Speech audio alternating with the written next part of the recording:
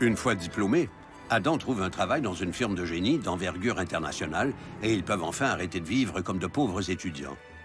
Ils achètent leur première maison et fondent une famille. Salut! Comment vont mes filles? Elles vont très bien. Salut. Je vous aime. À tout à l'heure. Bonne journée. Je t'aime moi aussi. Adam monte les échelons et est bientôt recruté par une firme concurrente qui le transfère à Dubaï.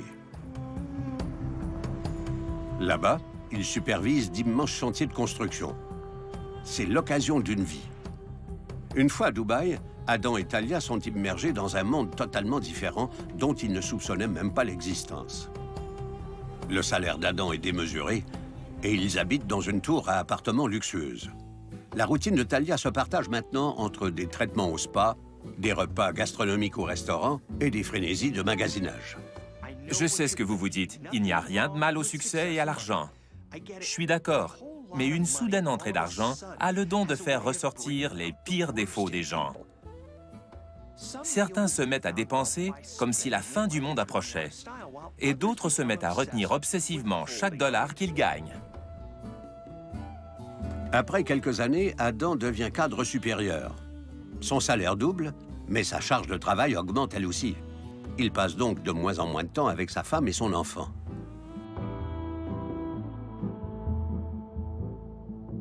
Il est accro au travail et elle au magasinage. Ça semble être un duo parfait, non? Mais ils sont sur une pente glissante. Talia n'est pas satisfaite de sa relation de couple, alors elle cherche des moyens de se sentir mieux. Et quoi de plus efficace qu'une bonne session de magasinage? Adam, lui, est si obsédé par le succès qu'il laisse tomber sa famille. Les tensions vont forcément éclater tôt ou tard. Ça ne va pas très bien ces temps-ci. Il travaille tellement et la vie est devenue difficile. Difficile? Que voulez-vous dire? Talia dit aux policiers que leur couple bat de l'aile. Adam boit de plus en plus d'alcool, Salut. mais le plus dérangeant est le fait qu'il devient de plus en plus contrôlant.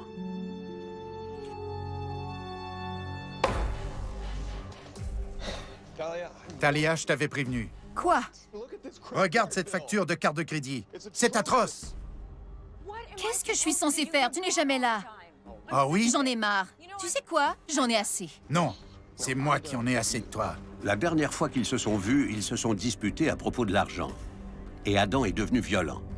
Talia affirme que son mari est parti après l'avoir agressé. Elle a pensé qu'il allait prendre l'air, mais il n'est jamais revenu.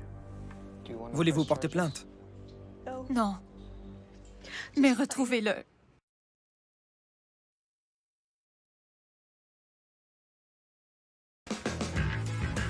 Les policiers enquêtent sur la disparition d'Adam. Ils découvrent qu'il ne s'est pas présenté sur les chantiers depuis 2 jours. Ses collègues savent que Talia et lui ont des problèmes conjugaux et se demandent si Adam n'aurait pas quitté la maison. Mais quand les policiers vérifient les registres des hôtels, ils ne voient son nom nulle part. Ils vérifient dans ceux des hôpitaux, mais là non plus, rien. Ils découvrent également qu'il n'a pas utilisé sa carte de crédit dans les derniers jours et rien n'indique qu'il aurait quitté le pays. Il est possible qu'Adam ne veuille pas être trouvé et qu'il efface ses traces. Il est assez riche pour le faire. Mais il est important d'analyser ses habitudes. Cet homme dort pratiquement au bureau. Et s'il n'est pas là, il faut se demander s'il n'aurait pas été victime d'un crime. Par où commencer? Par là où il a été vu la dernière fois. Les enquêteurs interrogent leur domestique à propos de ses allées et venues le soir de la disparition d'Adam. C'était mon soir de congé, je ne travaillais pas. J'ai passé la soirée chez un ami. Avez-vous remarqué quelque chose de particulier dans les jours précédant sa disparition? Non, rien. Rien de trop particulier. C'est une impasse. L'enquêteur interroge aussi les employés de l'immeuble à appartements où habitent Adam et Talia. Mais personne n'a vu Adam. Toutefois, dans la buanderie, il remarque une odeur suspecte. À l'intérieur de la pièce, il sent l'odeur nauséabonde de quelque chose qui pourrit.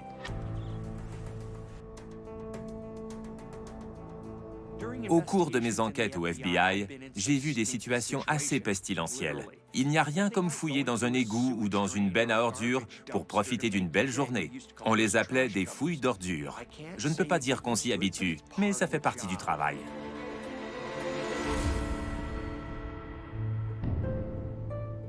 Quand on dit qu'il faut avoir du nez, ça aurait pu être des poubelles, mais quand on enquête, dès qu'on a un doute, il faut vérifier.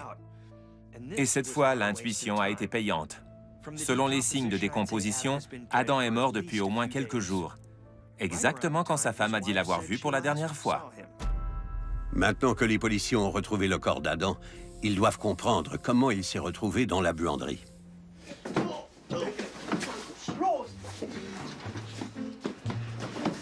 Doucement. D'accord. Selon le registre de l'immeuble, les travailleurs de jour ont apporté la boîte dans la buanderie 4 jours plus tôt. Qu'est-ce que tu fais? Oh, c'est lourd. C'est lourd. Allez, allez.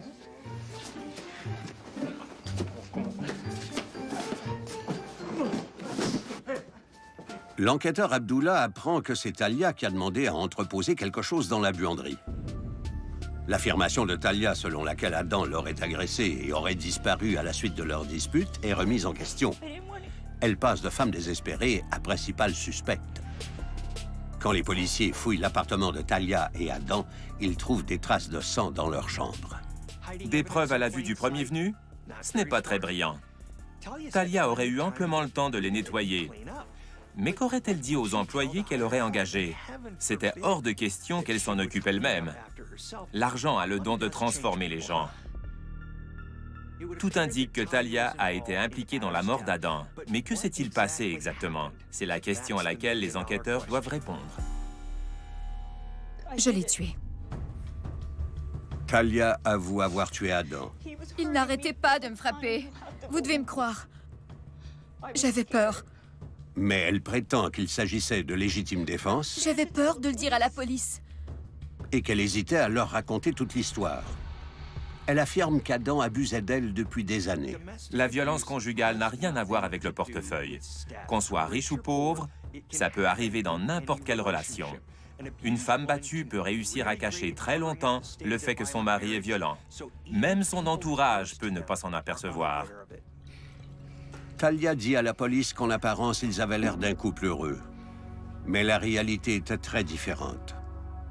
Selon Talia, Adam était obsédé par son travail et n'était jamais à la maison. Quand il y était, il buvait de manière abusive. Je croyais que tu avais arrêté. Tu es sérieuse? Tu recommences?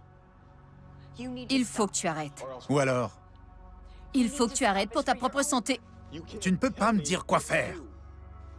Mais moi, oui. Il devenait de plus en plus violent et elle était inquiète pour son enfant et pour elle. Talia, Quoi? qu'est-ce que c'est?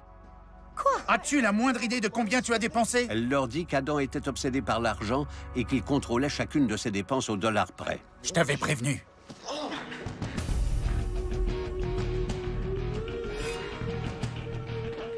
Et un soir, il est devenu fou furieux.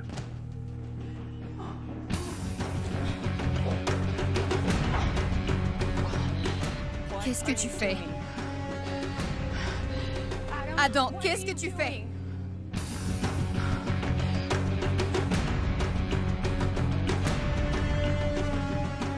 Elle leur dit qu'Adam l'a poursuivi avec un bâton de golf et qu'elle n'avait pas le choix de se défendre.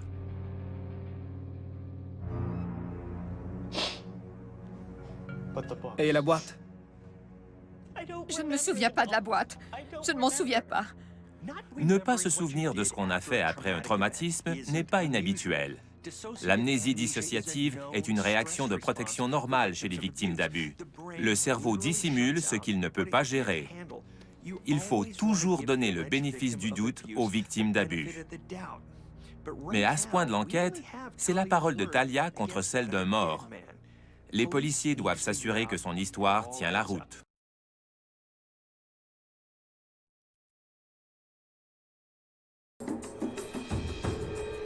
Les policiers apprennent que Talia est la seule bénéficiaire de la police d'assurance vie de 20 millions de dollars de son mari.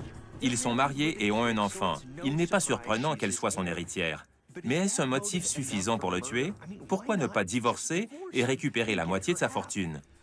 Pour une femme battue, quitter son mari n'est pas toujours facile. En particulier quand ça implique un enfant. Mais s'il s'agissait d'un meurtre prémédité, tout ce que je peux dire, c'est que Talia joue le grand jeu. Elle doit convaincre tout le monde qu'elle était la vraie victime. Quand les policiers vérifient les comptes d'Adam, ils apprennent qu'il a installé des logiciels espions pour lire les courriels de Talia et suivre ses dépenses. Il a aussi engagé un détective privé qui a découvert des preuves assez incriminantes.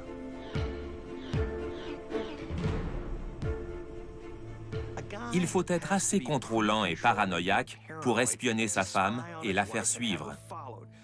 Talia prétend être une victime et ça semble l'innocenter. Mais le fait qu'elle ait un amant joue contre elle. Pourtant, il est assez courant pour une femme malheureuse d'aller chercher à l'extérieur de son couple l'attention dont elle manque. Son amant n'est pas un nouveau sac à main griffé, mais il a son utilité. Les policiers doivent retrouver le fameux amant et découvrir s'il a été ou non impliqué dans la mort malheureuse d'Adam. Les policiers vérifient les relevés de téléphone de Talia et apprennent que son amant se nomme Brody et qu'il n'est pas du coin. Il vit au Canada. Ils se sont rencontrés lors des voyages que Talia a fait avec son enfant pour fuir la chaleur étouffante des étés à Dubaï. Merci beaucoup. Je vais les essayer. Ouais, Je les adore. tant mieux, je suis contente. Merci beaucoup. Évidemment, il les aime. Qui n'aimerait pas des lunettes de soleil griffées d'une valeur de 1 500 $ et une petite amie riche manquant cruellement d'affection? En prime, son mari est à l'autre bout du monde. C'est le scénario idéal. Par contre, Adam n'est pas un mari ordinaire.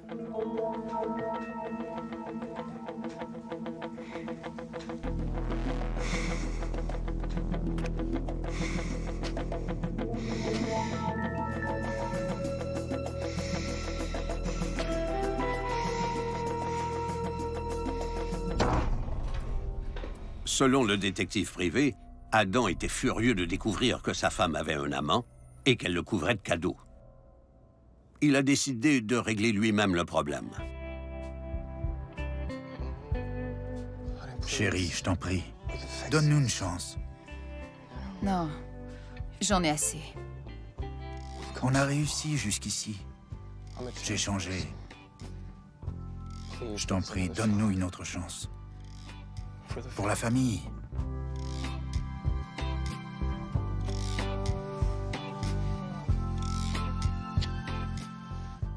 Bien joué, Roméo.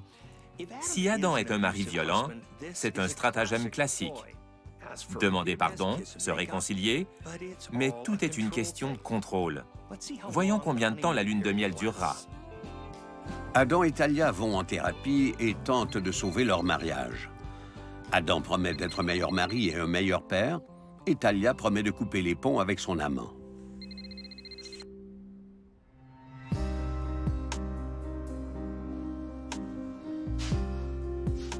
Adam, tu viens de coucher? J'ai du travail.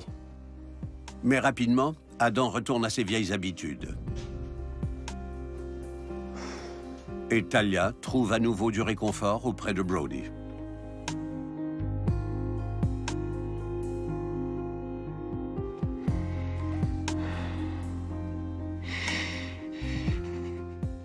Adam n'a jamais enlevé le logiciel espion des appareils de sa femme et elle n'a jamais coupé les ponts avec Brody. Ils n'ont pas confiance l'un envers l'autre. Et vous savez ce qu'on dit? Quand la confiance s'effrite dans un mariage, tout le reste s'effondre.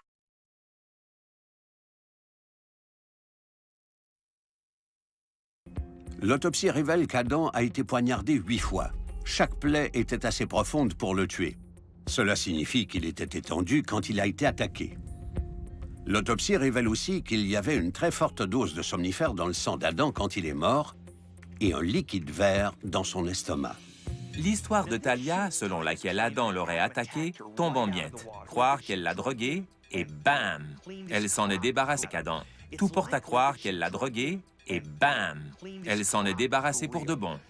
Mais même si les indices semblent indiquer que Talia aurait tué son mari, les enquêteurs doivent le prouver. Et pour le faire, ils doivent trouver un lien entre la drogue et la tendre épouse. Quand les experts fouillent l'ordinateur de Talia, ils découvrent des recherches incriminantes sur son moteur de recherche.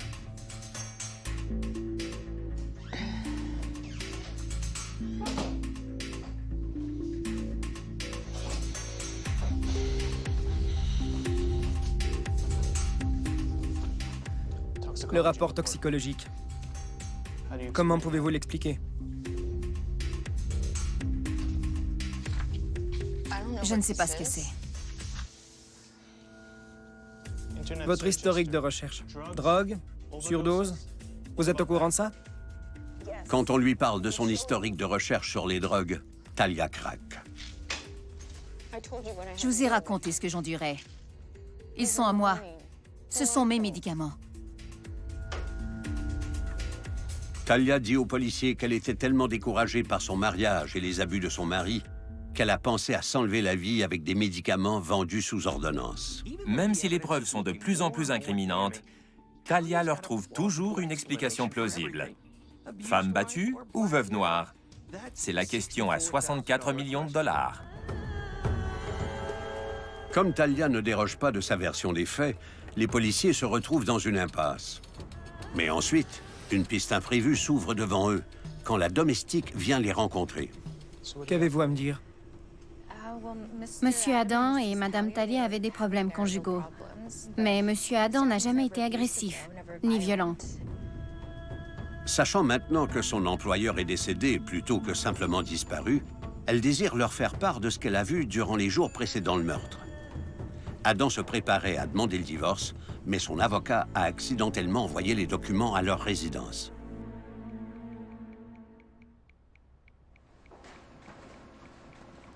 Vous avez du courrier.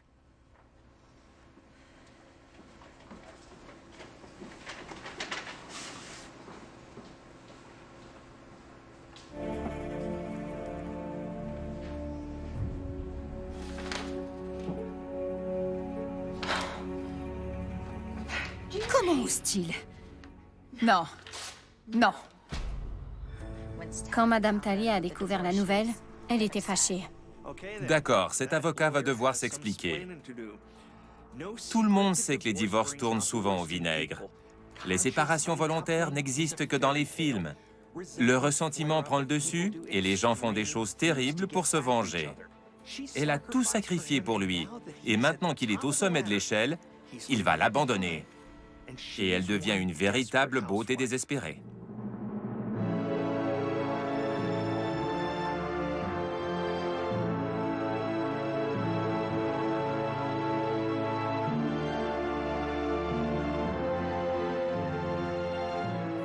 Shannon dit aux policiers qu'après avoir bu son habituel smoothie au kale et au chia que Talia avait insisté pour préparer ce jour-là, Adam est devenu si fatigué et étourdi qu'il a dû aller s'étendre pour faire la sieste. Talia a demandé à Shannon de servir à son mari un smoothie contenant assez de drogue pour endormir un éléphant. Quel genre de femmes empoisonnent-elles leur mari? Celles qui veulent à tout prix sortir tête haute de la séparation.